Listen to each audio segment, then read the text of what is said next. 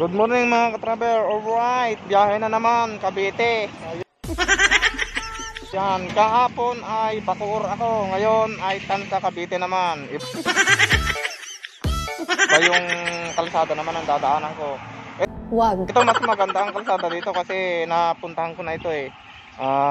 Barangay road lang ang dadaanan dito eh. Hindi tulad kahapon na National Highway. Kaya lang malubak-lubak at saka matraffic. What? So ngayon, expect ko na mas mabilis ngayon ang biyahe kaysa kahapon. So, paano masabi? So Tansa mas malapit ng konti.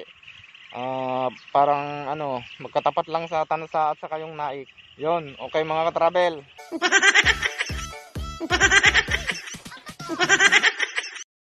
Let's go na ako. Nandito ako sa bypass. Yan o. Okay.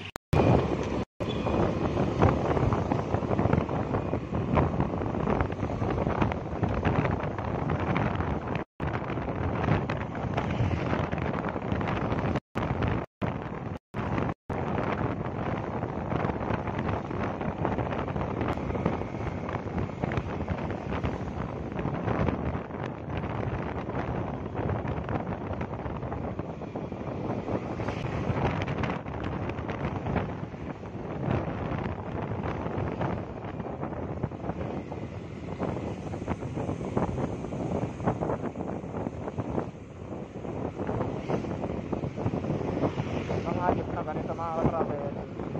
Nakakatakot itong mga lampasan o vertical dito sa kanan kasi bigla silang kakanan eh pagka may pumaparang bababa ang sasakay.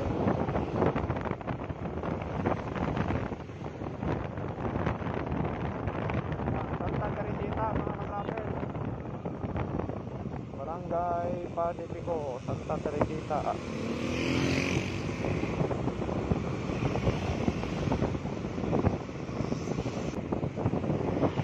Ayos na ganito mga ka-travel. Nakakatakot itong mga lampasan o vertical dito sa kanan kasi bigla silang kakanan eh pagka may pumaparang bababa ang sasakay.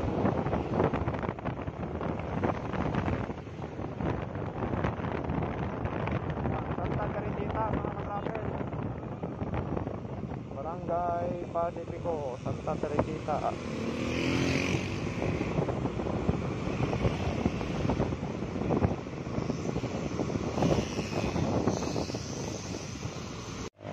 Alright mga ka-travel, nandito na ako ngayon sa Pupuntahan kita sa Cabanandon. Aakyat na ako ng Tagaytay. So, 6:40 nung ako umalis doon sa Batangas City, nakarating ako dito ay 7:20. Yan. Medyo mabilis-bilis ang takbo ngayon kasi walang masyadong traffic. Diyan lang sa bayan-bayan. Hindi, wow. So, aakyat na ako, malapit na ako sa Tagaytay. Aakyat na ako ng Tagaytay. Yan. Ako ngayon? Tansa, Cavite. Yan. Kahapon ay Bacoor. Huwag mong subukan. Yan. Medyo mas malapit ngayon. Sige mga travel, let's go.